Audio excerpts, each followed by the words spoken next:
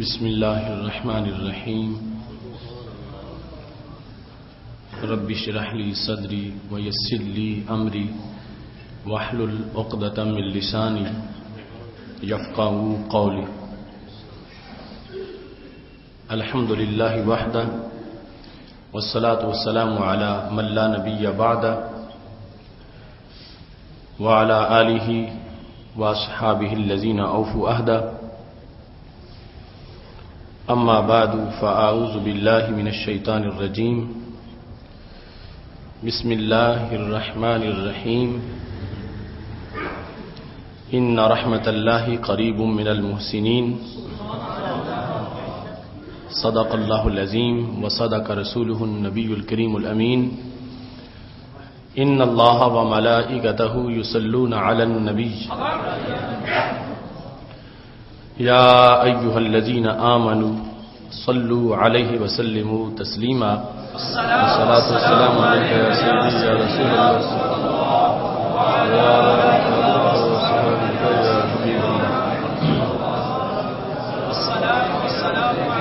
مولاي صل وسلم دائما ابدا علی حبیبک خیر الخلق کلہم منزہ عن شریک فی محاسنہ فجوہر الحسن فیہ غیر منقسم.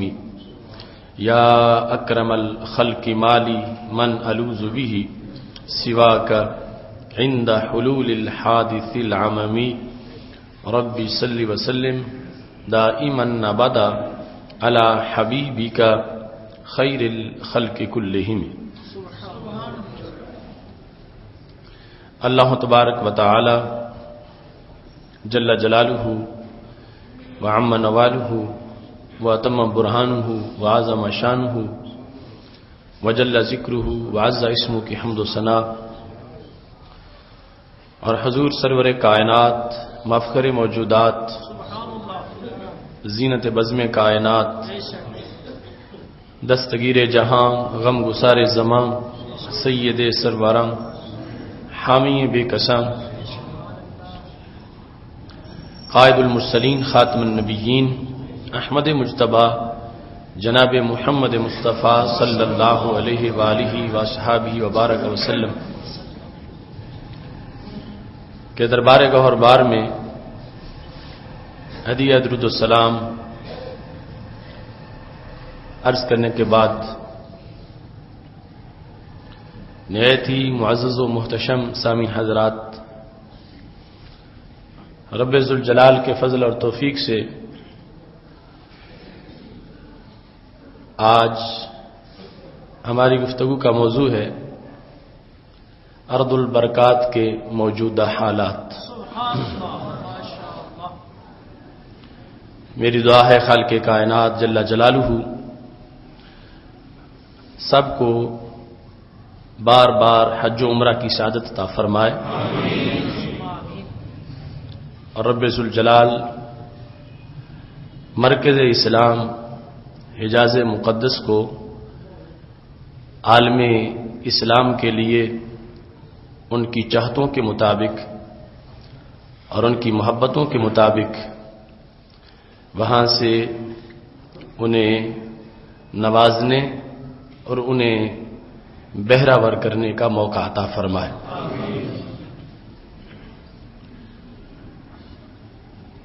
خالق کائنات جل جلالہ کا کروڑوں بار شکر ہے کہ اس نے بندہ ناچیز کو پانچویں حج کی سعادت عطا فرمائی اور چھٹی مرتبہ حرمین شریفین کی زیارت کی توفیق عطا فرمائی. حج کا سفر اور مدینہ شریف کا سفر اس کے اپنے اثرات ہیں اور اس کی اپنی کیفیات ہیں. کوئی بھی اہل ایمان جب ان مقامات کی طرف جاتا ہے اگرچہ بالکل ان پڑھ اور سادہ ہو، اس کے لیے بھی ان راہوں کی کئی ایسی یادیں ہوتی ہیں جو اسے زندگی بھر نہیں بھولتی، اور وہ ان کا تذکرہ کر کے روتا رہتا ہے اور ان کو بیان کر کے اپنے گزرے ہوئے ان لمحات کی خوشبو حاصل کرتا رہتا ہے۔ حج کا مقدس فریضہ جو اس امت کے لیے رب ذوالجلال کی رحمتوں کے حصول کا بہت بڑا ذریعہ ہے، اور قدم قدم پر بخشش اور نجات کے ایسے اسباب ہیں کہ کہیں نہ کہیں انسان رحمتوں کے گھیرے میں آ ہی جاتا ہے اور اس کے ماضی کے سارے داغ دور ہو جاتے ہیں۔ یوں سمجھو کہ ایک بہت بڑا سمندر ہے، حالت احرام کے بعد مختلف مقامات سے حاجی اس سمندر میں داخل ہوتے ہیں۔ کوئی بری رستے پہ جا رہا ہے، کوئی بحری رستے سے جا رہا ہے، کوئی فضائی سفر کر کے پہنچ رہا ہے، کوئی کسی مقام سے اس سمندر میں داخل ہوتا ہے، کوئی کسی مقام سے داخل ہوتا ہے۔ بالآخر سارے کے سارے کعبۃ اللہ کے گرد رحمتوں کے خصوصی ریلے میں پہنچ جاتے ہیں، اور ایام حج میں منا، عرفات، مزدلفہ، ان شعائر کے اندر رحمتوں کی خاص گہرائیوں کے اندر تمام کی حاضری ہو جاتی ہے، اور پھر دھل دھل کے حاجی باہر نکلنا شروع ہوتے ہیں۔ کسی کی کوئی تاریخ ہوتی ہے، کسی کی کوئی تاریخ ہوتی ہے۔ احرام باندھ کے وہاں سے جو سفر شروع ہوا تو مدینہ شریف سے رخصت ہونے تک مسلسل حجاج کی دھلائی ہوتی رہتی ہے۔ ان کی کئی صدیوں کے داغ، کئی سالوں کے داغ، کئی لمحوں، ہفتوں، مہینوں اور ماضی کی کئی کیفیات کے جو روگ ہوتے ہیں وہ سارے کے سارے دور کیے جاتے ہیں، اور راجع کیوم ولدت امہ، اور حقیقی حاجی کی شان یہی ہوتی ہے کہ یوں لوٹا ہے جیسے آج ہی اس کی ماں نے اس کو جنم دیا ہے۔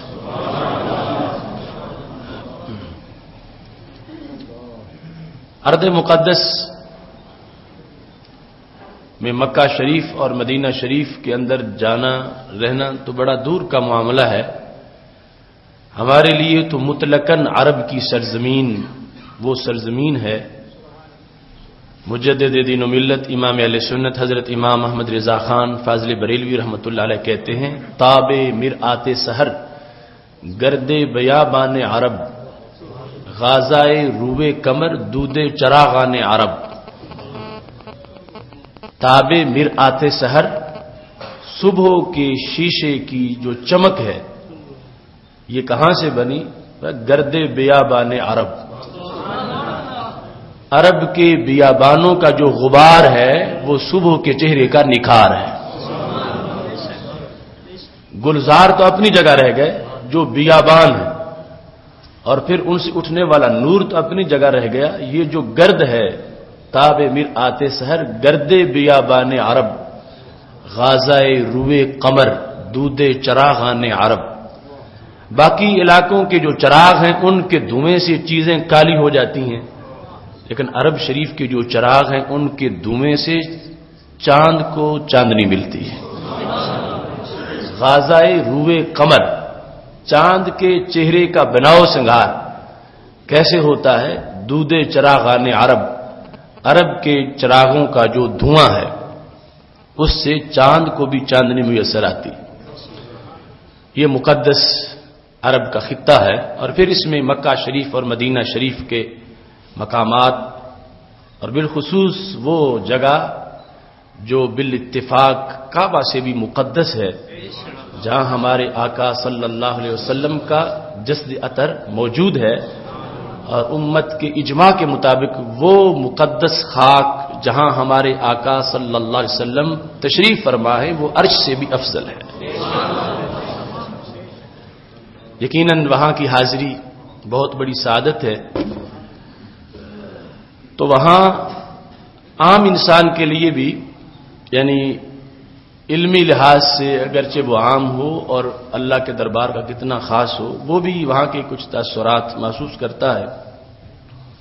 مجھے چونکہ وہاں مسلسل حاضری کا شرف حاصل رہا ہے اللہ کی توفیق سے، اور پھر میں وہاں کے پورے لٹریچر کا اس دوران مطالعہ کرتا ہوں کہ کیا کہا جا رہا ہے اور کسے کہا جا رہا ہے، اور کیا انداز مفتیوں کا ہے، کیا انداز قاضیوں کا ہے، کیا لب و لہجہ حکومت کا ہے، اور کیا کیفیت وہاں آنے والے دنیا بھر کے مسلمانوں کی ہے۔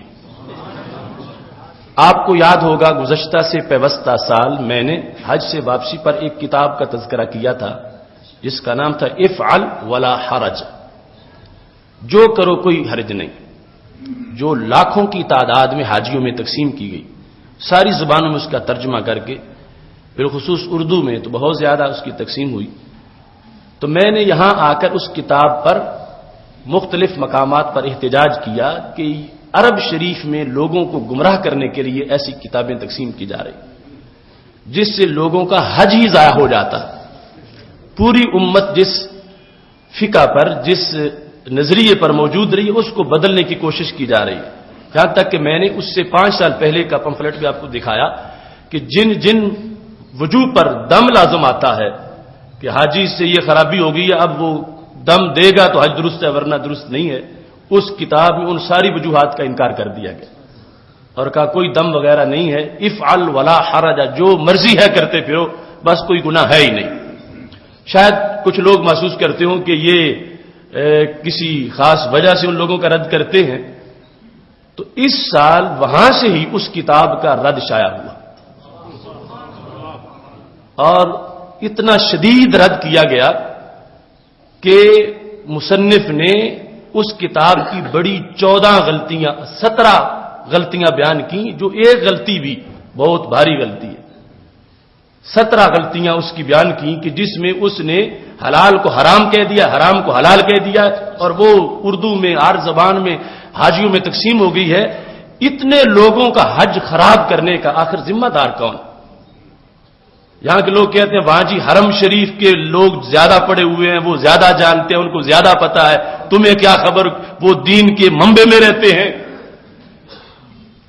تو آج اس نوبت تک تحقیق کے زاویے پہنچے کہ وہاں ایک خاص طبقہ جو اجڑ بھی ہے، جہل بھی ہے، ہٹ دھرم بھی ہے، دین کا دشمن بھی ہے، وہ فتوے کی مسند پر بیٹھ کر لوگوں کا حج بھی خراب کر رہے ہیں، لوگوں کا دین بھی خراب کر رہے ہیں، لوگوں کا عقیدہ بھی خراب کر رہے ہیں، اور یہ امت کا سب سے بڑا وبال ہے امت کے لیے کہ مرکز میں ایسی نحوست آ گئی ہے اور پورا عالم اسلام اس نحوست کی سزا بھگت رہا ہے۔ وہ کتاب ابھی میرے سامنے افعل ولا حرج، یہ کتاب تھی جو لاکھوں کی تعداد میں تقسیم ہوئی، یہ عربی میں، اس کا اردو ترجمہ بھی میرے پاس موجود ہے۔ اس کتاب میں اب یہ اس کے رد میں لکھی گئی ہے، اب یہ کسی کے پاس پہنچے گی، کسی کے پاس نہیں پہنچے گی۔ 3 سال کا حاجیوں کا حج خراب کرنے کا ذمہ دار کون ہوگا؟ اس نے کہا کہ اس کتاب کے اندر 17 غلط فتوے ہیں، اور میرے نزدیک 34 غلط فتوے۔ اس مصنف نے یہ لکھا، جس کا نام عبد المحسن عبد العباد وہاں کا ہی ہے، وہاں کی حکومت کی طرف سے شائع کی گئی ہے، یہ بھی وہاں کا ہے، سلمان بن فہد عودہ، اور 4 حرم کے مفتیوں نے اس کی تصدیق کی ہوئی ہے۔ تو یہ مصنف اس پر تبصرہ کرتے کرتے بالآخر لکھنے پہ مجبور ہو گیا، کہتا ولا بعد من یفتی ہاہنا احق بالسجن من السراق، یہاں حرم شریف میں جو لوگ فتوے دے رہے ہیں ان میں سے بعض مفتی ایسے ہیں کہ اتنا چوروں کو جیل میں ڈالنا لازم نہیں جتنا ان مفتیوں کو جیل میں ڈالنا لازم. یہ اس کے صفحہ 70 پر لکھا ہوا ہے. وہ کہتا ہے یہ چوروں سے بڑے مجرم ہیں، کیونکہ چور تو لوگوں کا مال لوٹتے ہیں، یہ لوگوں کا دین لوٹتے ہیں.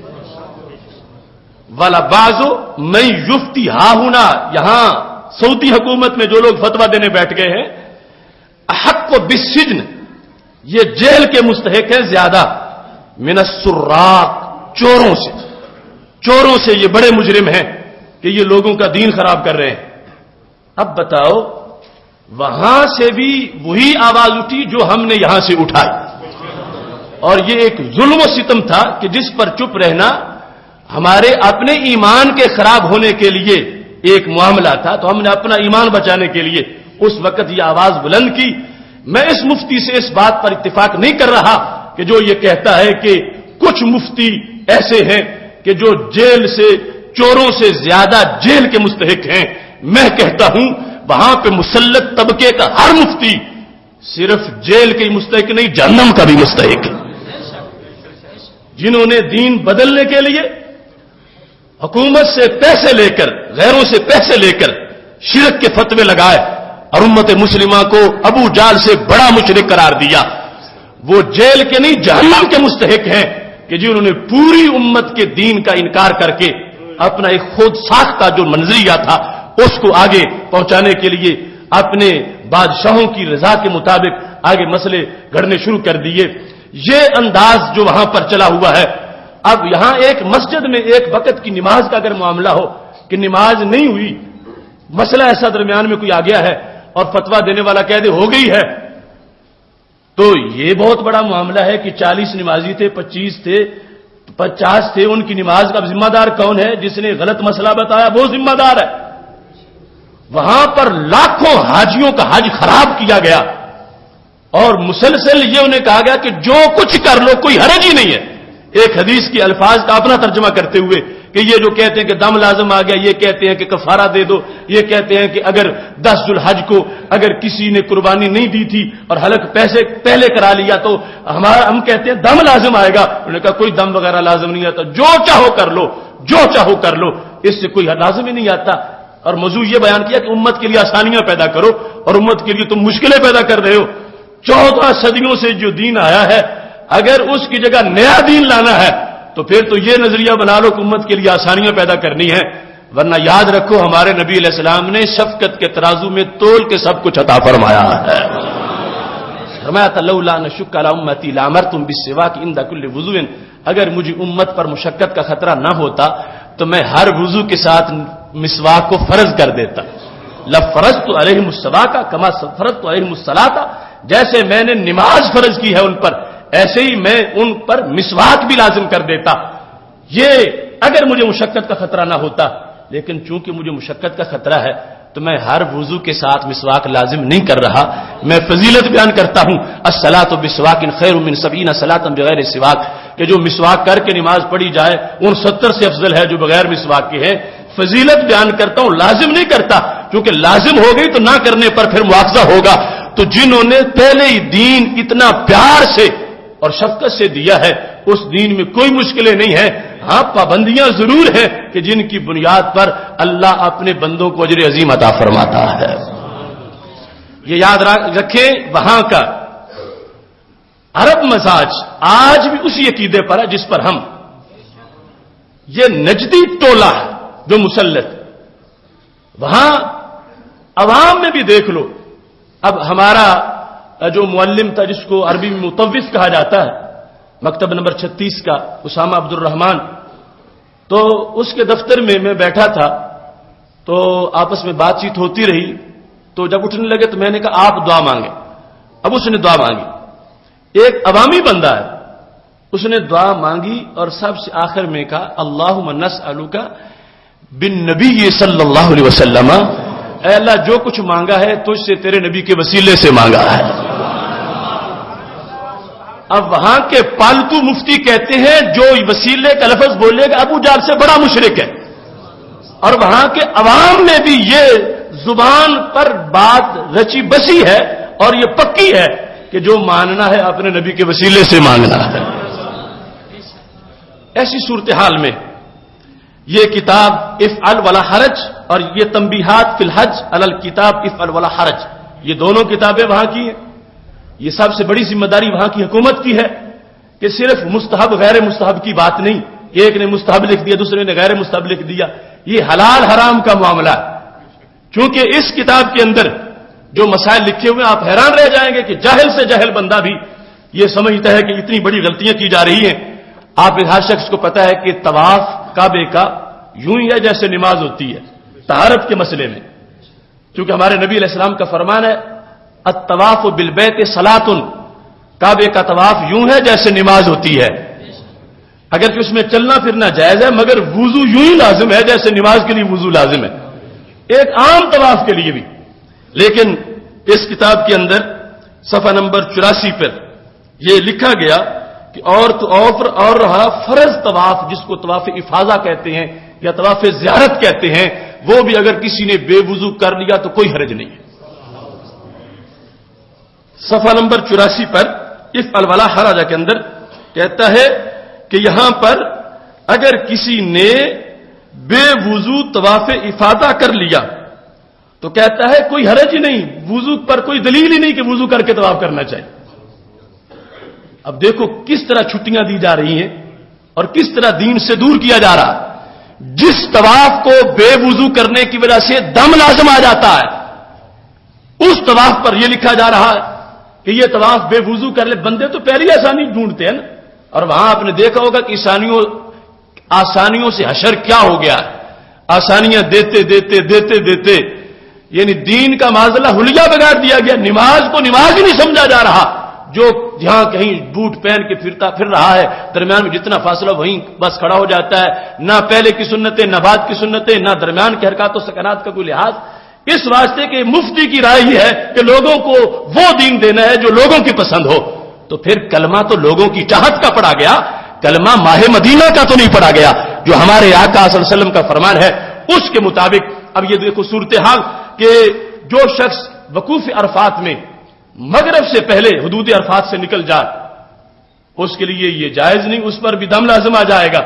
لیکن اس مفتی نے یہ لکھ دیا اگر کوئی مغرب سے پہلے بھی عرفات سے نکل جاتا کوئی حرج نہیں، یہاں تک کہ اس نے صفحہ نمبر 77 پر بلکہ اس مقام کے صفحہ نمبر 79 پر یہ لکھا ہے، کہتا ہے کہ یہ وہاں جا کے بیٹھ کے وقوف کرنا کوئی ضروری نہیں، اگر کوئی جہاز پہ چڑھ کے اوپر سے چکر لگا دے اس کا بھی وقوف عرفہ ہو جائے گا۔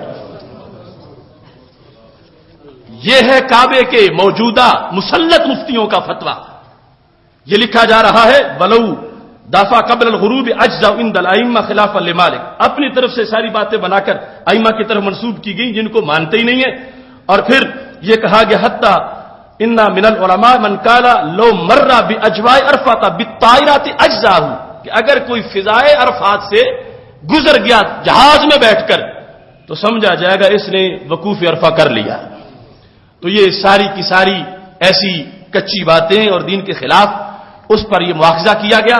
تنبیہات فی الحج وہاں سے اس کو اس کتاب میں لکھا گیا کہ اس کتاب پر جتنے مفتیوں نے سائن کیے ہیں سارے کے سارے یہ دین کے ساتھ مخلص نہیں ہیں اور جیل کے مستحق ہیں ایسے مفتی کہ جنہوں نے لوگوں کے لیے حج جیسی مقدس عبادت جس تک بندہ پہنچتا ہے کئی سالوں کے بعد کوشش کر کے سفر کرتا ہے، خرچ اکٹھا کر کے جاتا ہے اور وہاں ان کی ایسی رہنمائی کی جا رہی ہے کہ جس کی وجہ سے معاذ اللہ اب دیکھو کتنا مقام ہے بیت اللہ کا، لیکن اگر کوئی شخص یہ کہے کہ میں وضو کے بغیر نماز پڑھوں گا چونکہ بیت اللہ یہاں تو ہونی ہے تو کیا ہو جائے گی؟ بیت اللہ ہی ہے مگر اللہ کا امر ہے، اسلام ہے، دین ہے، وہاں وضو کر کے پڑھے گا تو بھی نماز ہوگی اور وضو کے بغیر پڑھے گا تو بیت اللہ کے ہوتے ہوئے بھی نماز نہیں ہوگی اگرچہ اندر ہی نماز پڑھ رہا ہو۔ اس واسطے ہمارے بندوں کا یہ جو مزاج بن چکا ہے کہ جو کعبے کے مفتیوں نے کہہ دیا ہے وہاں نے کہہ دیا ہے، وہاں کے علماء یہ کہہ رہے ہیں، اور کچھ لوگ ہمارے چاند کے معاملے میں یہ چاہتے ہیں کہ ہم ان کے ساتھ اٹیچ ہو جائیں، جبکہ وہاں کے کالم نگار کہہ رہے ہیں کہ ہماری حکومت تو اس طرف توجہ نہیں کر رہی۔ بہت سے حجاج اس سال بھی دوسرے دن وقوف عرفہ کرتے رہے ہیں کہ حکومت نے وہاں چاند کا غلط فیصلہ کر کے لوگوں کو ایک دن پہلے کی طرف متوجہ کر دیا ہے. ایسے لوگ بھی وہاں موجود تھے جو اپنی اس تشویش کی بنیاد پر دوسرے دن عرفات کا رخ کر رہے تھے. اس واسطے اپنی حقیقت کو پہچانتے ہوئے یہ جو پراپوگنڈا دشمنوں کی طرف سے کیا جا رہا ہے اس کو دیکھو اور موجودہ جو حالات ہیں دعا مانگو کہ رب ذوالجلال ایسے لوگوں سے حرم کو نجات دے تاکہ وہاں مرکز میں دین کی مضبوطی ہوگی تو پوری کائنات میں دین کی مضبوطی ہو جائے گی.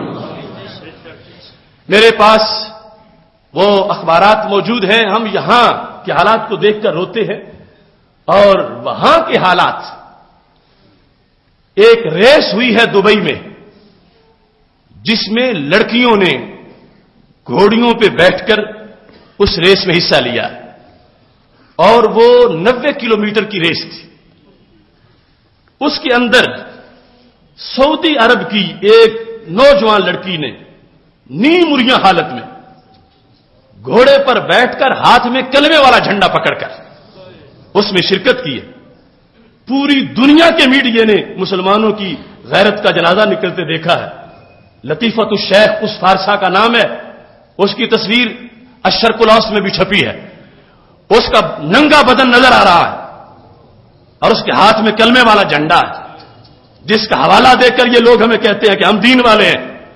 کلمے والا جھنڈا لے کر وہ گھوڑے پہ بیٹھی ہوئی ہے اور نیچے لکھا الفارسہ لطیفۃ الشیخ تحمل علم السعودیہ علی صابۃ الجواد کہ فارسہ لطیفۃ الشیخ سعودی عرب کا جھنڈا لے کر گھوڑے کی چوٹی پہ بیٹھ کر پوری دوڑ میں دوسرا نمبر حاصل کر رہی ہے.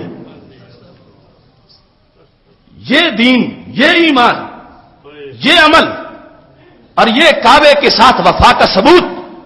میرے محبوب علیہ الصلوۃ والسلام نے فرمایا تھا لعن اللہ السروج الفروج علی السروج، زین پر بیٹھی ہوئی شرم گاہوں پر لعنت ہو. یعنی اس انداز میں کہ جس وقت ایک عورت بلا کسی شرعی سبب کے اپنی نمائش کے طور پر اگر وہ گھوڑے پہ بیٹھ کے سفر کرتی ہے، اگرچہ وہ کوئی دوڑ نہ ہو ویسے سفر کر رہی ہو، ہمارے نبی علیہ السلام نے اس پر لعنت فرمائی ہے کہ اس سے جو چھپی ہوئی چیز ہے کائنات کی امانت اس کا اظہار ہوتا ہے اور اس کی نمائش ہوتی ہے. اور کہاں آج کا وہ وقت آیا ہے کہ جس وقت باقاعدہ ایسی ریسوں کا اہتمام کیا جا رہا ہے. بین الاقوامی میڈیا کو اسلام کی بیٹیاں یوں دکھائی جا رہی ہیں اور پھر ہاتھ میں جھنڈا کلمے والا پکڑ کے یہ بتایا جا رہا ہے کہ یہ کعبے والوں کا دین ہے اور یہ مسلمانوں کا ایمان ہے. یہاں لوگ باتیں کرتے ہوئے سوچتے نہیں ہیں اور کہتے ہیں وہاں کا یہ دین، وہاں کا وہ دین. بتایا جائے مجھے یہ کس اسلام نے اجازت دی ہے. اور پھر صرف اتنا نہیں ہوا، ولید بن طلال شہزادے نے اس عورت کو ایوارڈ دیا ہے اور یہ ساتھ لفظ بولے ہیں ھذا الانتصار انجاز آخر للمرأة السعودیہ فی مجال الریاضہ. کہتا ہے سپورٹس کے میدان میں یہ سعودی خاتون کا بہت بڑا فاتحانہ اقدام ہے کہ جس نے اتنا ہمارا سر فخر سے بلند کر دیا ہے. اس نے وہ بڑی ریس جو تھی اس کے اندر دوسری پوزیشن حاصل کر لی ہے. اب ان چیزوں کو ہائی لائٹ کیا جا رہا ہے. ادھر دین یاد نہیں، وہ حیات الامر بالمعروف والنہی عن المنکر کا ٹولہ جو محفل میلاد سونگ سونگ کے گھروں میں اس پہ پابندی لگا رہا ہے. تو اسے حجاز کی ان بیٹیوں کے بارے میں کوئی پتہ نہیں، اسے اپنے ملک کے حکمرانوں کے ان کرتوتوں کے بارے میں کوئی پتہ نہیں. کیوں وہ مفتی حرم کے خاموش ہیں ایسے امور پر جو حرام امور کیے جا رہے ہیں؟ اور پھر ایک شخص جس وقت وہاں فٹ بال کی جو گیم ہے اس کے وہ لوگ بڑے دل دادا ہیں. فٹ بال بورڈ کا جو چیئرمین تھا پہلا اس نے استعفی دے دیا. نیا چیئرمین جو بنا اس نے کہا کہ میں اس کھیل کو مزید ترقی دوں گا. وہ جدہ جو لاشوں سے بھرا ہوا تھا، وہ جدہ جس کے اندر ہلاکت کے طوفان آئے تھے، اس جدہ کے اسٹیڈیم میں ایک پروگرام کیا گیا.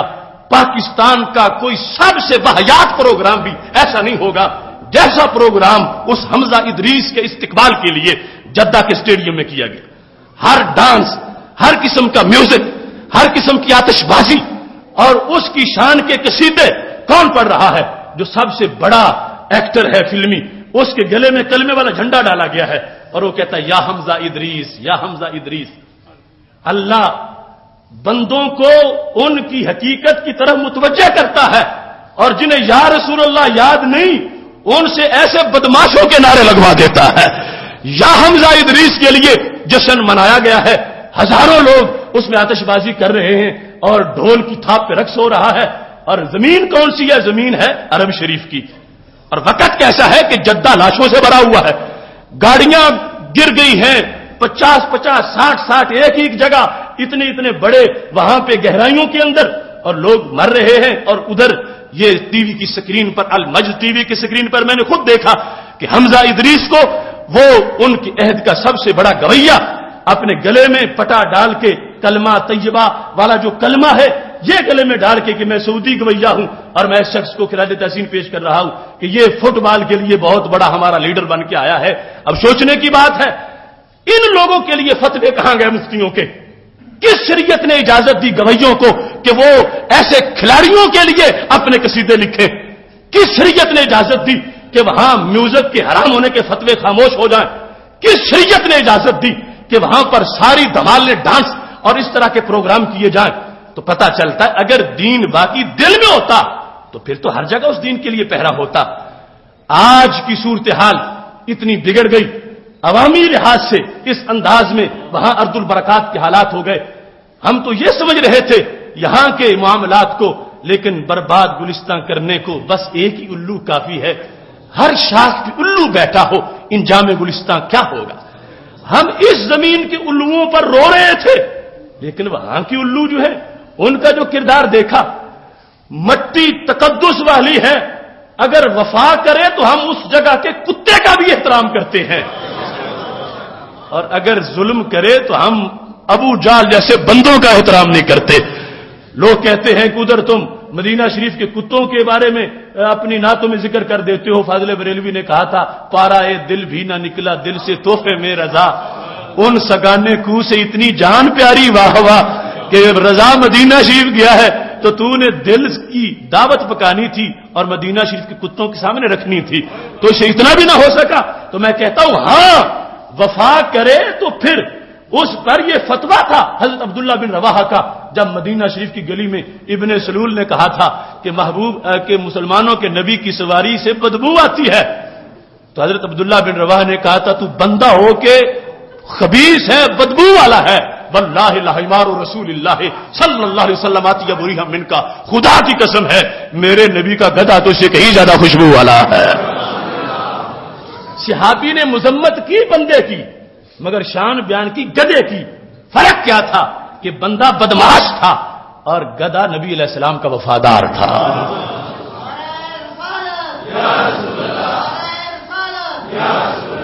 محتشم سامعین حضرات، چونکہ بہت زیادہ معاملات ہیں، بالخصوص اس وقت کی جو صورتحال ہے، وہاں کا جو اس وقت کی صحافت ہے وہ بلبلا اٹھی۔ میں نے اس سے پہلے آپ کے سامنے وہ 3 روزہ جو مناظرہ تھا وہاں کے علماء کا، سکالروں کا، جس میں تبرکات اور آثار کی حفاظت کے لیے زور دیا گیا تھا، وہ پہلے پیش کر چکا ہوں۔ اس سال کا الوطن اخبار، یعنی میرے پاس وہ موجود ہیں سارے اخبارات، المدینہ اخبار، جو موجودہ سب سے اہم مسئلہ ہے، جو پورے عالم اسلام کا مسئلہ ہے، اور آپ حضرات تک وہ بات ہی نہیں پہنچی کہ کیا ہو رہا ہے۔ وہاں پر پہاڑ جو ہیں مدینہ شریف کی، ان میں سے ایک پہاڑ کا نام ہے جبل سلا۔ جبل سلا وہ ہے کہ جہاں خندق کے آثار ہیں۔ جبل سلا میں رسول اللہ صلی اللہ علیہ وسلم کی خاص نشانی ہے جس کو غار بنی حرام کہا جاتا ہے۔ غار بنی حرام وہ ہے کہ جس میں ہمارے نبی علیہ السلام نے کئی راتیں گزاری، بلکہ خندق کے کھودنے کے دوران چونکہ رات گئے تک کام ہوتا تھا تو بقیہ رات گھر آئے بغیر محبوب علیہ السلام اسی غار میں گزار لیتے۔ اور پھر اس کے ساتھ مسجد فتح ہے جس کو مسجد احزاب بھی کہا جاتا ہے۔ وہ مسجد فتح جس میں ہمارے آقا صلی اللہ علیہ وسلم نے دعا مانگی تو کافروں کے خلاف آپ کی دعا قبول ہو گئی۔ آج کل وہ جبل سلا کرینوں کی زد میں آ چکا ہے اور کاٹنے کے لیے کرینیں اس پہ چڑھ چکی ہیں، اور اس سلسلہ میں وہاں کے اخبارات نے مضامین لکھے اور اس انداز سے ضمیر کو جھنجھوڑا۔ یہ الوطن اخبار کے اندر یہ تصویر بھی دی گئی ہے کہ جہاں وہ پورے منصوبے کا بورڈ لگا ہوا ہے کہ یہاں ہوٹل بنائے جائیں گے، اور مضمون کا جو عنوان ہے دیکھو تو رونگٹے کھڑے ہو جائیں گے، انیاب الاستثمار تدک قلب جبل سلا. مضمون نگار لکھتا ہے کہ سرمایہ کاری کے دانت جبل سلا کا کلیجہ چبا رہے ہیں.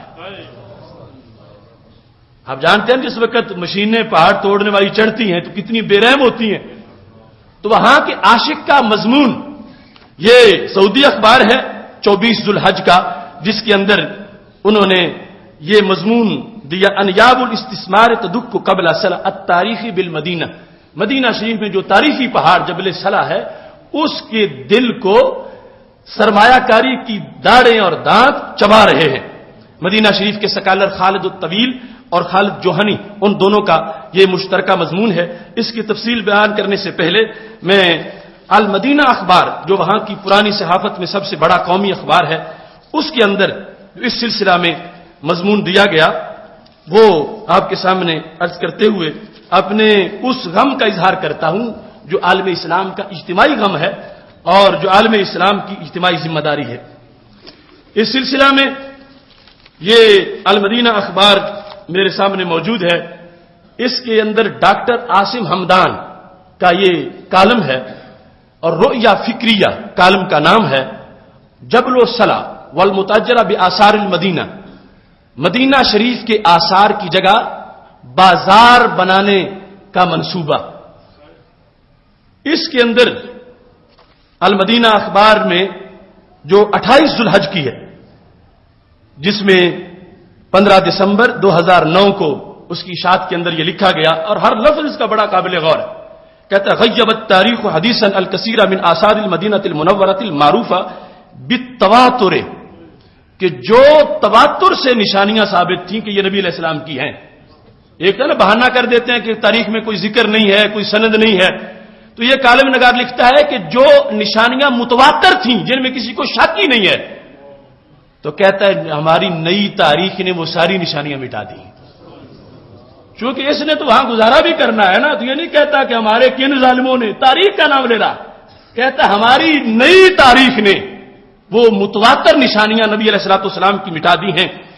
فمن دورها الاسریہ التي اتت علیہ اوادی الزمن، فرمایا جن کو زمانے کے ظالم ہاتھوں نے مٹایا ہے ان نشانیوں میں کون کون سی ہیں؟ کہتے ہیں دارا کلثوم ابن الحدم و سعد ابن خیثمہ، وہ دو تاریخی گھر، جو ایک گھر ہے حضرت کلثوم بن حدم کا اور دوسرا گھر ہے سعد بن خیثمہ کا. کہتے ہیں کانا ینزل فیہما رسول اللہ صلی اللہ علیہ وسلم، ان دونوں گھروں میں نبی علیہ السلام بطور خاص مہمان بنتے تھے. ایک گھر ہے کس کا؟ کلثوم بن حدم کا اور دوسرا سعد بن خیثمہ کا. تو وہاں کا ڈاکٹر عاصم حمدان المدینہ اخبار میں خون کے آنسو روتے ہوئے کہتا ہے یہ متواتر تھے نشانیاں، متواتر آثار تھے ہمارے نبی علیہ الصلوۃ والسلام کے، کہ جن آثار کو ان قریب والے سالوں میں بالکل مٹا دیا گیا.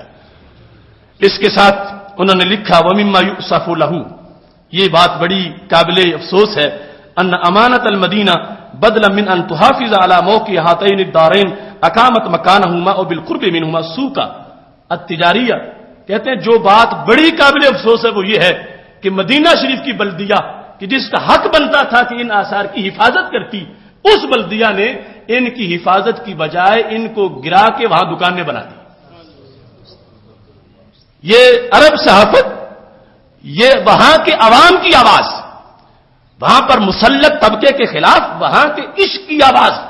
کہتے ہیں یہ متواتر تھے آثار، اور بلدیہ مدینہ شریف کی اسے چاہیے تھا کہ ان کی حفاظت کے لیے وہ کردار ادا کرتی، لیکن اس نے تو الٹا کام کیا کہ ان گھروں کو گرا کے، ان مواقع کو گرا کے، ان کی شناخت مٹا کے کہ کسی عاشق کو پتہ نہ چلے کہ کہاں نبی علیہ السلام آ کے ٹھہرتے تھے، اس جگہ پہ اس نے سوق تجاری بنا دیا ہے. اسارت سخت الناس، سارے لوگ یہاں غصے میں ہیں. اسارت سخت الناس، مدینہ شریف کی بلدیہ کی اس کرتوت سے لوگ رنجیدہ بھی ہیں اور غصے میں بھی ہیں کہ جو متواتر نشانیاں ہیں ہمارے نبی علیہ الصلوۃ والسلام کی، اس بلدیہ نے وہ نشانیاں مٹا کر وہاں پہ دکانیں بنا دی ہیں. اب دیکھو دکان اور چیز ہوتی ہے اور ایمان اور چیز ہوتا ہے. مدینہ تو دار الایمان ہے اور مدینہ خود ایمان ہے، اور وہاں پر رسول اللہ صلی اللہ علیہ وسلم کے جہاں پہ قدم لگے ہیں، یہ تو پوچھو نا صحابہ سے کہ جنہوں نے ایک ایک قدم کی تلاش کے لیے کتنے کتنے سفر کیے. مٹا دیا گیا. اس جدید تاریخ نے ان چیزوں کو مٹایا اور پھر یہ لکھتے ہیں وکان آخر، یہاں پر سب سے آخر میں جو نشانی مٹائی گئی کہتے ہیں دارو ابی ایوب الانصاری. دارو ابی ایوب الانصاری سب سے آخری بڑی متواتر نشانی گھروں کے لحاظ سے جو مٹائی گئی، وہ کہتے ہیں حضرت ابو ایوب انصاری رضی اللہ تعالیٰ عنہ کا گھر ہے، جو کافی دیر تک اس ظالم تاریخ کے ہاتھوں سے بچا رہا، لیکن بالآخر اس گھر کو بھی گرا دیا ہے. کہتے ہوا من بنی نجار، وہ ابو ایوب انصاری جو بنی نجار میں سے تھے. کون؟ کہتے ہیں خولۃ جد النبی و والدہ علیہ السلام. فرمایا وہ بنی نجار جو ہمارے نبی علیہ السلام کے والد محترم کے بھی ننیال تھے اور دادا جان کے بھی ننیال تھے.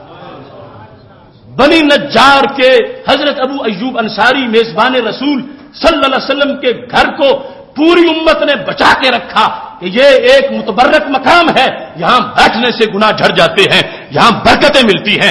مگر اس جدید تاریخ نے، اس موجودہ حکومت نے باقی گھروں کو مٹاتے مٹاتے، یہ مورخ لکھتا ہے، یہ مضمون نگار، کہ آخر اس گھر کو بھی معاذ اللہ مٹا دیا ہے.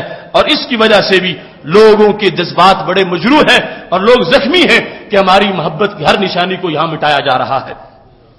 اس کے ساتھ وہ کہتے ہیں وَمِنْ أَهَمِّ الْمَوَاقِعِ الْأَسْرِيَّةِ الَّتِي أُزِيلَتْ سَقِيفَةُ بَنِي سَاعِدَةَ. کہتے ہیں جو اس کی علاوہ اہم مواقع ہیں اسلامی تاریخ کی، ان میں ایک سقیفہ بنی ساعدہ ہے. سقیفہ کہتے ہیں جس طرح ہمارے چھپر بنے ہوتے ہیں، تو یہ مسجد نبوی شریف کی جو شمالی مغربی جانب ہے وہاں کا سقیفہ بنی ساعدہ. اور اس کا تعارف کیا ہے؟ کہتے ہیں کہ یہ ہوا فی هذه السقیفہ جرا انتخاب سیدنا ابی بکر الصدیق رضی اللہ تعالیٰ عنہ. فرمایا یہاں حضرت صدیق اکبر کو خلیفہ منتخب کیا گیا تھا.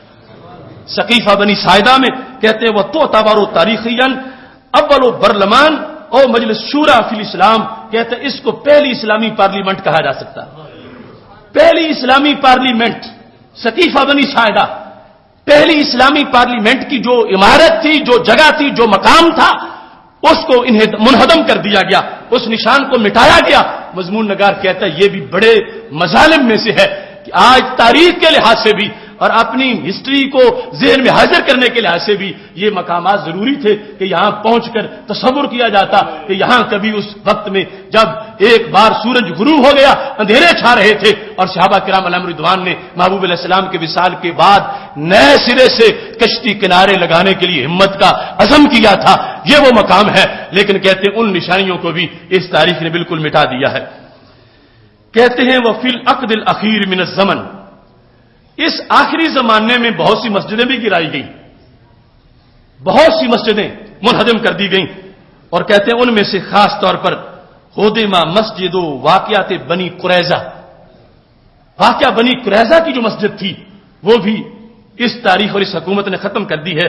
کما ہدم البعض من المساجد السبع، جس طرح کے 7 مسجدوں میں سے بعض مسجدیں بھی ان لوگوں نے گرا دی.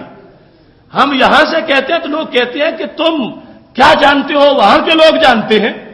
تو میں وہاں کے لوگوں کی بات پیش کر رہا، وہاں کے اخبارات میں جو ہلچل مچی ہوئی ہے اور وہاں کا عشق جو بول رہا اور وہاں اس ٹولے کے خلاف جو نفرت ہے اس کی بات کرتے ہوئے ان لوگوں کا یہ جذبہ پیش کر رہا ہوں. اور کہتے ہیں وہ اقیمہ فی موضع احدہا ماکینہ، وہاں مٹا کر مشینیں لگائی جا رہی ہیں اور جو مساجد کا تقدس تھا وہ پامال کیا جا رہا ہے. اب یہ سارا اپنے مضمون میں بیان کرتے کرتے وہ کہتے ہیں اب وکانت المفاجات الکبریٰ، کہتے ہیں اب جو سب سے بڑا سانحہ ہے، سب سے بڑا حادثہ ہے وہ کیا ہے؟ کہتے ہیں کہ کاٹنے والی مشینیں جبل صلا پہ چڑھ گئی ہیں. یہ سانحہ کبریٰ ہے اس وقت کا کہ جبل صلا پر کٹائی کے لیے کرینیں چڑھ چکی ہیں. اور یہ جو الوطن اخبار میں چھپنے والا مضمون ہے، انہوں نے کٹائی کی تصویر دی ہے اور یہ کہا ہے کہ شمالی طرف سے 20-20 میٹر تک اس پہاڑ کو کاٹ دیا گیا ہے. اور یہ پہاڑ کون سا ہے اور اس کا مقام کیا ہے؟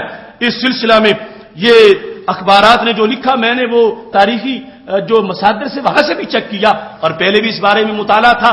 انہوں نے حوالہ دیتے ہوئے چند کتابوں کا یہ لکھا کہ تاریخ و معالم المدینہ المنورہ قدیمہ و حدیثہ، جس میں مدینہ شریف کے آثار کا ذکر ہے، اس کے اندر بھی اس پہاڑ کے جو آثار ہیں ان کو بطور خاص ذکر کیا گیا ہے.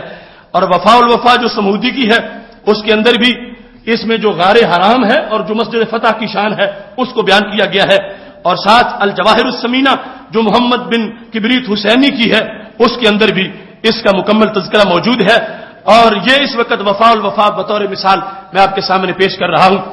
وہاں کے المدینہ اخبار نے اس کا حوالہ دیا، وہاں کے الوطن اخبار نے اس کا حوالہ دیا کہ اگر آج کی بات ہماری معتبر نہیں سمجھتے تو اپنی تاریخ سے پوچھ لو، سیرت سے پوچھ لو، سیرت کی کتابوں سے پوچھ لو کہ ان مقامات کی حیثیت کیا ہے، جو غار بنی حرام ہے اس کی شان کیا ہے اور اس کا تاریخی تسلسل کیا ہے، اور جو مسجد فتح ہے اس کا مقام کیا ہے. تو الوفا یعنی وفاء الوفا باخبار دار المصطفیٰ صلی اللہ علیہ وسلم، کتنا پیارا نام ہے.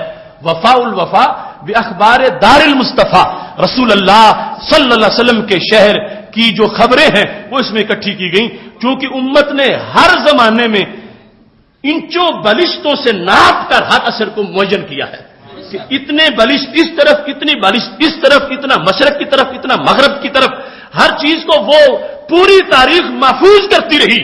اور آج کی حکومت ہر نشان کو مٹا کر اپنے حصے کا کام کر رہی ہے معاذ اللہ. اب دیکھو وفاء الوفا کے اندر یہ لکھا ہے، اس میں غار بنی حرام کا 2 مقام پہ ذکر ہے اور مسجد فتح کا صفحہ نمبر 39 پہ ذکر ہے.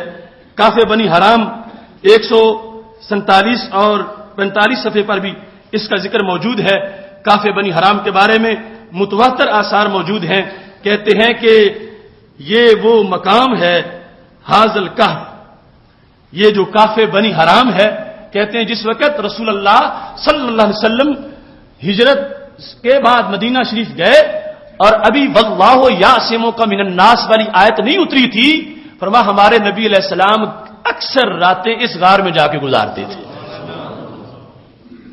جہاں ایک بار وہ قدم رکھیں وہاں خوشبو قیامت تک ختم نہیں ہوتی، اور جہاں کئی راتیں گزاری ہیں وہ غار اب بلڈوزروں کے نیچے آ گئی ہے، وہ غار اب کرینوں کے دانت اس کو چبانے والے ہیں. اس غار تک ظالموں کی کرینے پہنچ چکی ہیں. اور اس کے ساتھ متعدد ماخذ جو دیگر ہیں ان میں لکھنے کے ساتھ امام سمودی نے یہاں کیا لکھا، یہ کاف بنی حرام کا ہیڈنگ جو تمہیں نظر آ رہا ہے، اخبار میں اسی لفظ کے ساتھ اس کو بیان کیا گیا. اس کے آخر میں صفحہ نمبر 46 میں وہ لکھتے ہیں فَيَنبَغِي التَّبَرُّكُ بِهَا، علماء عاشقوں کو چاہیے وہاں جا کے برکت حاصل کرے. التبرک بہا، کہا کہ اس مقام پر یہ ایسی برکتیں ہیں کہ آج بھی، یعنی اپنی تاریخ میں لکھتے وقت انہوں نے کہا کہ وہاں سے برکتیں ملتی ہیں. اور پھر مسجد فتح، آپ جتنے حجاج عمرہ والے لوگ ہیں آپ نے دیکھا ہوگا کہ وہ 7 مسجدیں جن میں سے پہلے کچھ منہدم کر دی گئی تھیں، مسجد فتح ابھی تک باقی ہے جو تھوڑی سی بلندی پر ہے، چھوٹی سی پہاڑی پر ہے. اس مرتبہ اسے لاک کر دیا گیا ہے کیونکہ منصوبہ کٹائی کا ہے. پہلے ایسا کرتے ہیں، بند کرتے ہیں، روکتے ہیں، پھر وہ یوں نشان مٹاتے ہیں جیسے کبھی یہاں کوئی چیز تھی. مسجد فتح آج اس پہاڑی پہ اپنے متوالوں سے، اپنے آنسوؤں سے درخواست کر رہی ہے کہ اے نبی کے آثار کے رکھوالوں تم کہاں سوئے ہوئے ہو. مسجد فتح کی عظمت پوچھنی ہے تو حضرت جابر بن عبداللہ سے پوچھو. مسجد فتح کا حوالہ پوچھنا ہے تو امام احمد کی مسند بن احمد بن حنبل کو پڑھو. مسجد الفتح کے آثار کے بارے میں گواہیاں مانگنی ہے تو ہر جو تاریخ میں سیرت نگار گزرا ہے ان سے پوچھ لو کیا مقام ہے اس مسجد الفتح کا. اس کے سلسلہ میں یہاں پر تفصیل کے ساتھ اخبارات کے علاوہ اس ماخذ میں بھی اس چیز کو ذکر کیا گیا ہے کہ یہ مسجد کیسی مسجد ہے، مسجد الفتح. لوگ کہتے ہیں بعد والوں نے نام رکھے ہوئے، حضرت جابر کے فرمان میں بھی اس مسجد کو مسجد فتح ہی کہا گیا ہے. مسجد فتح، اس کا تعارف کیا ہے، اس کی حیثیت کیا ہے؟ کہتے ہیں مسند امام احمد میں سینکڑوں راویوں سے حضرت جابر کی یہ روایت موجود ہے. کہتے ہیں دعا ان جابر بن عبداللہ ان النبی صلی اللہ علیہ وسلم دعا فی مسجد الفتح ثلاثہ، کہ نبی علیہ السلام نے مسجد فتح میں 3 دن دعا مانگی، کیونکہ وہ جب احزاب آ گئی تھی، آل پارٹیز مشرکین سارے اکٹھے ہو کر مدینہ شریف پہ جب چڑھائی کے لیے آ گئے اور خندق کھودی جا چکی تھی، تو نبی علیہ السلام نے جس جگہ کو چن کے دعا مانگی وہ جگہ مسجد فتح کہلاتی ہے۔ کتنے دن دعا مانگی؟ کہتے ہیں یوم الاثنین، انہوں نے پیر کے دن مانگی، وہ یوم الثلاثاء منگل کے دن مانگی، وہ یوم الاربعاء بدھ والے دن بھی مانگی، فاستجیب لہ یوم الاربعاء، تو بدھ والے دن دعا قبول ہو گئی۔ آندھی چلی، مشرکوں کے خیمے اکھڑ گئے، ہنڈیاں الٹ گئیں، آگ جو ہے وہ بکھر گئی۔ تو یہ جگہ ہے جو مسلمانوں کی تاریخ کا دل ہے۔ اس مقام پر سید عالم نور مجسم شفیع معظم صلی اللہ علیہ وسلم بیٹھ کے آپ نے دعا مانگی۔ اب بعد والوں کا اس جگہ کے بارے میں نظریہ کیا تھا؟ اس سلسلہ میں بھی آج کل وہاں کے مفتی جھوٹ بولتے ہیں اور کہتے ہیں کوئی صحابی کسی تبرک والی جگہ پہ نہیں گیا اور کسی صحابی نے کسی مقام سے برکتیں حاصل نہیں کی۔ میں نے وہاں حرہ شرقیہ کے اپنے خطاب میں بخاری مسلم کے حوالہ سے یہ ثابت کیا تھا کہ صحابہ سے درجنوں ایسے ثبوت ثابت ہیں کہ انہوں نے نبی علیہ السلام کے قدم قدم سے برکتیں بعد میں بھی حاصل کی ہیں۔ صرف بخاری شریف کے اندر ایسے متعدد حوالہ جات موجود ہیں۔ اب یہاں اس غار بنی حرام اور مسجد فتح کے بارے میں صحابہ کا جو نظریہ تھا وہ بھی سن لو۔ قال جابر فلم یزل بھی امر مہم غلیظ، حضرت جابر کہتے ہیں مجھے زندگی میں جب بھی کوئی مشکل پیش آئی ہے، لم یزل بھی امر مہم غلیظ، پر جب بھی کوئی سخت وقت آ گیا ہے، مجھ پہ مشکلات نے حملہ کر دیا ہے، الا توخیت تلک الساعہ، پر میں ارادے سے چل کے اس مسجد میں گیا۔ کہاں گیا ان لوگوں کا فتویٰ جنہوں نے کہا تھا 3 مسجدوں کے علاوہ کسی مسجد کا سفر برکت لینے کے لیے حرام ہے؟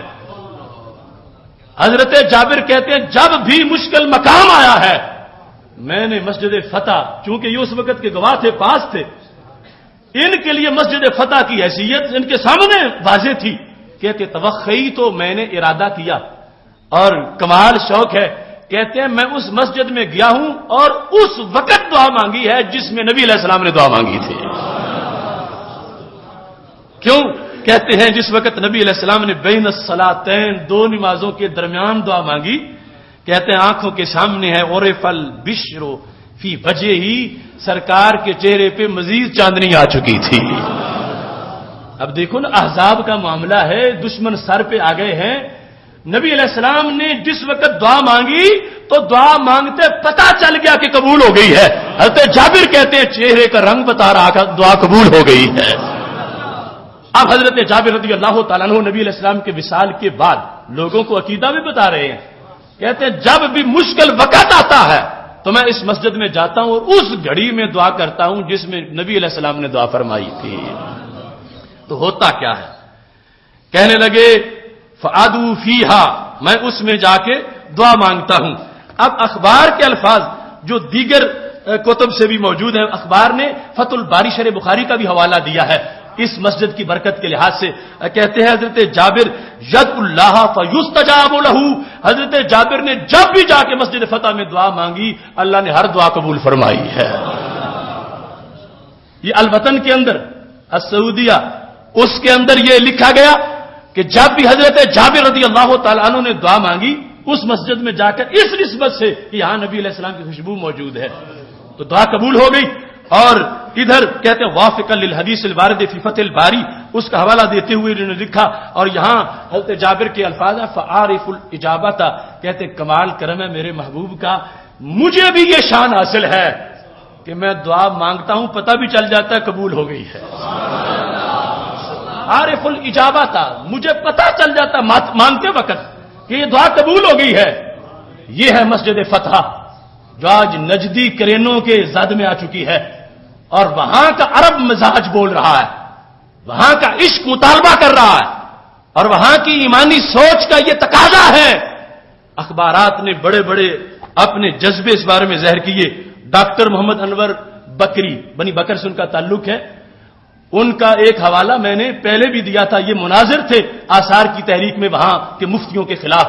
ڈاکٹر انور بکری جو کہ آثار کے محقق ہیں، مدینہ شریف کی جو ضلعی پارلیمنٹ ہے اس کے نائب امیر ہیں، انہوں نے اپنے بیان میں یہ کہا لا بد من اعادۃ التنبیہ، انہوں نے کہا کہ پہلے یہ معاملہ ایک مرتبہ ہوا تھا، اس کا ذکر مدینہ اخبار نے اپنی رپورٹ میں لکھا کہ الوطن اخبار کے اندر 20 دسمبر 2006 کو شاہی آرڈر شائع کیا گیا، جس میں ولی عہد سلطان بن عبدالعزیز کی طرف سے یہ کہا گیا تھا کہ جبل صلاح کو نہیں چھیڑا جائے گا، جبل صلاح محفوظ رکھا جائے گا، جبل صلاح کے آثار کی حفاظت کی جائے گی۔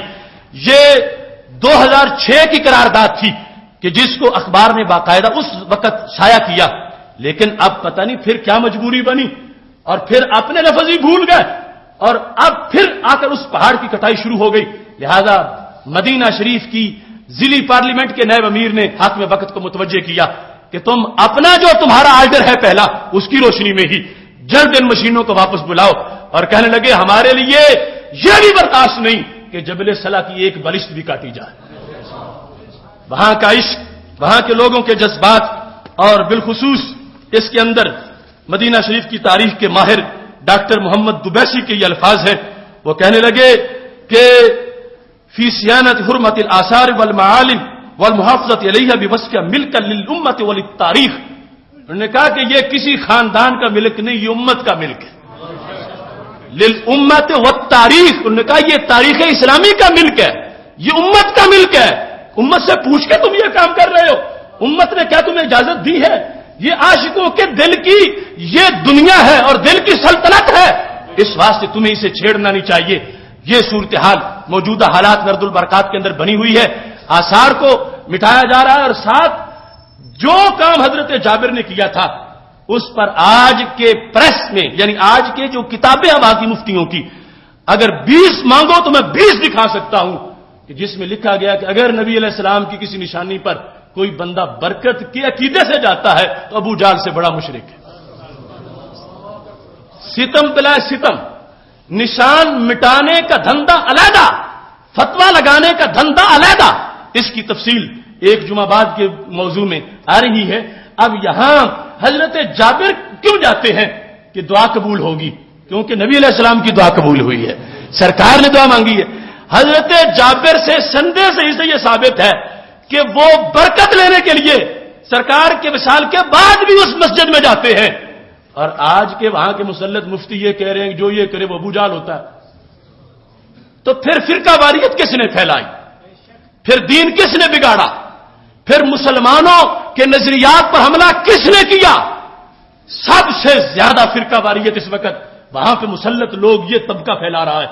عرب کے ضمیر کو ہمارے کروڑوں سلام ہیں، مگر ہم اس طبقے کی بات کر رہے ہیں جو وہاں پہ مسلط یہودیوں جیسا سلوک مسلمانوں سے کر رہے ہیں۔ میں نے کہا تھا میرے دوست 36 گھنٹے ان کو بیڑیاں پہنا کر قبر جتنی جگہ میں رکھا گیا، اور مجھے انہوں نے بتایا بعد میں فون پر کہ میں شرطہ مرکزیہ مدینہ شریف میں گیا تو وہاں 2 قیدیوں سے میری ملاقات ہوئی، ایک تھا پاکستان کا، دوسرا تھا بنگلہ دیش کا۔ میں نے پوچھا کتنے سال ہوئے یہاں؟ کہتے ہیں 3 سال ہو گئے ہیں۔ تو میں نے کہا جرم کیا تھا؟ تو کہتے ہیں صرف نبی علیہ السلام کے روضہ پاک میں مواجہ شریف کے سامنے ہاتھ اٹھا کے دعا مانگی۔ کس دین کا یہ مسئلہ، کس دین کا یہ فتویٰ؟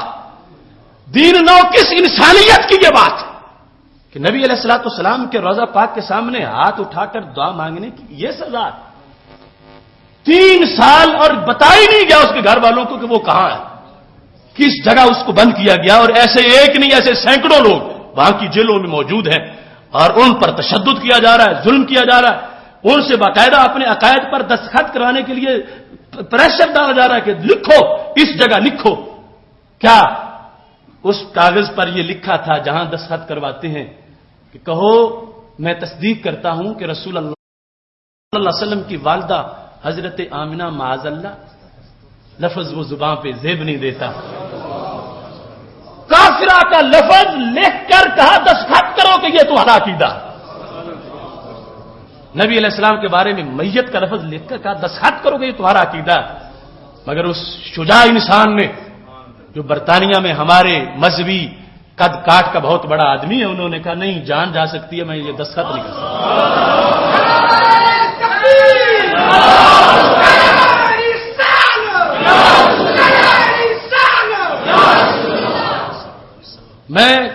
باب عبدالعزیز کے پاس کھڑا تھا تو پاکستان کے لاہور کے 2 مستنڈے مفتی مجھ سے ملے اور پہچاننے میں تھوڑی سی ان کو پرابلم ہوئی.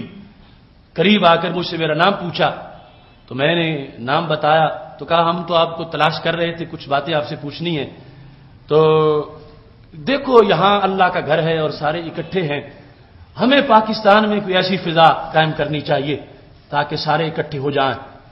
تو میں نے کہا کہ سب سے زیادہ فرقہ واریت تو یہاں پھیلائی جا رہی ہے, تم کیسے کہتے ہو سارے اکٹھے ہیں؟ میں پتہ ہے تمہیں کتنے ہزاروں افراد اپنی نماز علیحدہ پڑھتے ہیں, کیا تمہیں خبر ہے کہ کعبے کے متولی کا عقیدہ کعبے کے امام سے نہیں ملتا؟ کیا تم جانتے ہو کہ یہاں آنے والے کو جمعے کا خطیب جمعہ حج کے موقع پر یہ کہہ رہا ہے کہ تم مشرکوں کے ملک سے آئے ہوئے ہو؟ میرے پاس وہ سٹیٹمنٹ موجود ہے سدیس کی, جس میں اس نے تقریر کرتے ہوئے, وہ بھی اخبارات میں وہاں چھپی تھی آج سے 3-4 سال قبل, اس نے کہا اکثر بلاد اسلامیہ مشرک ہو چکے ہیں, دوسرے نہیں بلاد اسلامیہ. تو جب بلاد اسلامیہ مشرک ہے تو ان کے آنے والے بھی اکثر مشرک ہوں گے. اللہ کے گھر میں بلا کے مسلمانوں کو شرک کا فتویٰ لگانے والا کتنا بڑا فرقہ پرست ہے, کتنا بڑا فرقہ باز ہے, کتنی بڑی تخریب کاری کر رہا ہے. رب نے بلا لیا, یہ بندے پہنچ گئے اور وہاں پہ مسلط خطیب کہہ رہا ہے کہ تم درباروں پہ جاتے ہو لہذا تم سارے مشرک ہو. اکثر کا لفظ بولا, اکثر کا لفظ.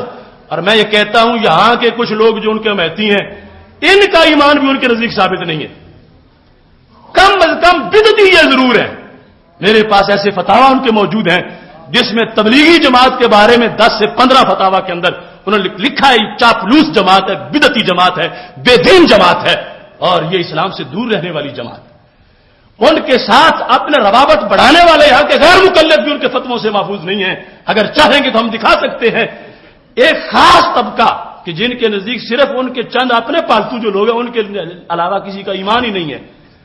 کعبے کے اندر حج کا خطبہ, کعبے کے اندر جمعے کا خطبہ دینے والا خطیب یہ تحفہ دے رہا ہے کہ کعبے میں آنے والے حاجیوں تم میں سے اکثر حصہ مشرکوں کا ہے اور سمپل مشرکوں کا نہیں. ان کی 15 کتابوں سے میں دکھا سکتا ہوں, کہتا ہوں ابو جال سے بڑے مشرکوں کا, ابو جال سے بڑا مشرک. یہ ہر چھوٹے بڑے وہاں کے رائٹر اور وہاں کے مفتی کی زبان پر ہے. وہ کہتے ہیں ابو جال سے بڑے مشرک ہیں یہ آج کے لوگ. ابو جال سے بڑے مشرک کا لفظ بول کر میں نے ان کو کہا کہ تم کہتے ہو کہ یہاں سب ایک ہو چکے ہیں. میں نے کہا یہاں ہی تو دوری پیدا کی جا رہی ہے, یہاں ہی تو کہا جا رہا ہے اگر تم سے کوئی کہے کہ تم ہمارے پیچھے نماز کیوں نہیں پڑھتے, میں نے کہا تم ہماری نماز مانتے ہو کیا؟ مشرک کی بھی نماز ہوتی ہے. تم نے چھوڑا ہی نہیں کسی کو کہ تمہارے پیچھے نماز پڑھے. وہ بے خبر ہے جو نیت کر لیتا ہے. جب اس امام نے کہہ دیا پہلے دستخط کرتا, یہ عبداللہ شاکر وہاں کا خبیث ہے, اس نے کہا جب تک کوئی اس عقیدے پہ دستخط نہ کرے ہم کسی مسئلے پہ اس کو امام نہیں بناتے. وہ کافر والا لفظ جو ہے جو اس پہ دستخط کرے میت والے لفظ پر اسے وہاں امامت دی جاتی ہے. اب اس کے ساتھ ساتھ یہ واضح ہے کہ وہ اس عقیدے پر ہے کہ جس نے یا رسول اللہ صلی اللہ علیہ وسلم کہا, جس نے نبی علیہ السلام کو وصال کے بعد زندہ مانا, جس نے محفل میلاد کی, جس نے کسی قبر پر فائدہ کے لیے حاضری دی, جس نے کسی کے وسیلے سے ایک مرتبہ بھی زندگی میں دعا مانگی, وہ کہتے ابو جال سے بڑا مشرک ہے. تم میں سے کون ہے جس نے معاذ اللہ ان کے بیان کردہ جرموں میں سے جرم نہ کیے ہوں؟ ان کا فتویٰ ہے کہ محفل میلاد جو منعقد کرے جو جائے اس کی بیوی چھیننا جائز ہے, اس کے بچوں کا قتل جائز ہے, اس کی جان محفوظ نہیں, اس کا خون مباح ہو چکا ہے. اب بتاؤ یہ دو رنگی چھوڑنی پڑے گی. مجھے بہت سے لوگوں سے اس مسئلے میں بھی افسوس سے کہنا پڑتا ہے کس ذریعے چمٹ کے کھڑے ہو جاتے ہو پیچھے. وہ تو کہہ رہے ہیں تم مشرک ہو, تو مشرک کی نماز ہی نہ بھی ہوتی. امام تو ضامن ہوتا ہے مقتدی کی نماز کا, تو جب وہ سمجھتا ہے کہ اس کی نماز ہی نہیں, وہ پڑھا کس کو رہا ہے. یہ دیکھنے ہیں ثبوت تو وہ امت مسلمہ پر فتویٰ شرک کی حقیقت جو موضوع آ رہا ہے ایک جمعہ کے بعد, اس میں ان کی کتابیں آپ کے سامنے رکھ دوں گا. انہوں نے یہ ثابت کیا ہے معاذ اللہ کہ اللہ کے نبی علیہ السلام نے اگرچہ بڑی کوششیں کی مگر زمانہ پھر بھی شرک سے بھرا ہوا ہے. یہ لفظ ہے. مولیاتی دنیا کہتے ہیں اگرچہ سرکار نے نبی علیہ الصلوۃ والسلام نے بڑی کوششیں کی مگر شرک پھر بھی ختم نہیں ہوا. معمولی نہیں کہتے, دنیا شرک سے بھری ہوئی ہے. اور پھر یہ بھی اپنے آپ کو وہ توحید کا سرکار سے بھی بڑا کریڈٹ دینا چاہتے ہیں, کیونکہ لکھ دیا کہتے ہیں ابن عبد الوہاب نے بڑے مشرکوں کے خلاف جہاد کیا اور حضرت محمد عربی صلی اللہ علیہ وسلم نے چھوٹے مشرکوں کے خلاف جہاد کیا. تو پھر توحید کا بڑا کریڈٹ کس کو ملا؟ یہ صورتحال بنی ہوئی ہے جس کی جتنی مذمت کی جائے کم ہے. میں سمجھتا ہوں میری یہاں کی آواز وہاں پہنچتی ہے, ان کے ریکارڈ میں ہر تقریر موجود ہے. میرے دوست کو بٹن دبا کر دکھایا کہ یہ تمہاری تقریریں ہیں جو تم پوری دنیا میں ہمارے خلاف کر رہے ہو. تو ہم اپنے عقیدے پہ قائم ہیں, ہم جان دے سکتے ہیں مگر کبھی بھی ظلمت کو نور نہیں کہہ سکتے, کبھی بھی زہر کو تریاک نہیں کہہ سکتے. ہمارے آقا صلی اللہ علیہ وسلم نے جو حقیقت دی ہے, آپ ابتلاء و آزمائش سے گزرتے گزرتے یہی تو زندگی کا مزہ ہے. زخم پہ زخم کھا کے جی, خونے جگر کے گھونٹ پی, آہ نہ کر لبوں کو سی, عشق ہے یہ دل لگی نہیں. اب دیکھ لو کون ان کو آئینہ دکھائے. ان لوگوں نے شرک قرار دے کر سارے آثار مٹائے. میرے محبوب علیہ السلام فرما رہے لا تہدموا آتام المدینہ فإنہا زینت اللہ. مدینہ کے قلعے مت گرانا, یہ مدینے کی زینت ہے. مت کاٹنا ان کو, مت گرانا ان کو, میرے شہر کی زینت ہے, میں تم پہ حرام کر رہا ہوں, کوئی بھی ان کو نہ چھیڑے. آج ہر نشانی کو مٹایا گیا مگر دوسری طرف دین کہاں ان کا گیا. یہ آپ کے سامنے جو اخبار میں, کیونکہ باقی اخبار میں ویسے تصویریں تھیں تو میں نے ان کو چھپایا ہوا ہے. یہ تمہیں ایک محل نظر آ رہا ہے جس کو قصر سقاف کہا جاتا ہے. اس میں تھوڑی سی ایک کنگرا گرا ہوا نظر آ رہا ہے. قصر سقاف یہ مکہ شریف کا جو محلہ ہے, علاقہ معابدہ, اس میں موجود ہے.